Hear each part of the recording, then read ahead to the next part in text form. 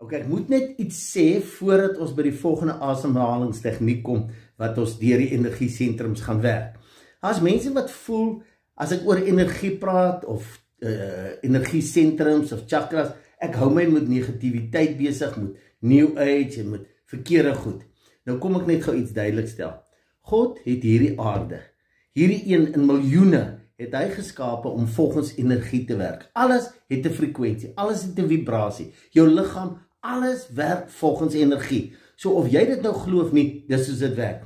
God het jou energiesentrums geskape. En hoe meer ons daarvan kan leer, hoe meer kan ons liggaam in balans bring met dit wat God se skepingsdoel is.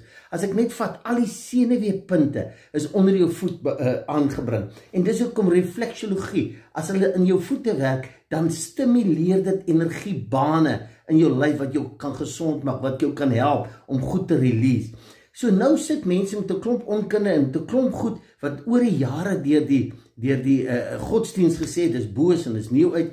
Luister mooi, die Ooste het nie hierdie goed ontdek nie. Al wat hulle ontdek het, is die geheim van wat God geskaap het en hoe hulle tot die voordeel van gesondheid kan geniet. En dis hoekom nou hardloop ons weg en ons is bang vir al hierdie goed. En ek verstaan dit, maar dis vrese wat ongegrond is. Ja, daar is party goed wat uit balans gebruik word, maar gebruik nou jou gesonde verstand. Gaan lees bietjie op oor hierdie goed. Gaan doen jou eie navorsing. In alles in hierdie wêreld is daar positief en negatief. En ons kies om op die positief te fokus. En hierdie kan amazing goed in jou lewe verander. Die energie wêreld is uniek, is amazing. En hoe gouer ons dit gaan leer en verstaan, hoe gouer gaan ons die voordeel van hierdie amazing geskape liggaam, amazing geskape aarde in ons lewe kan geniet.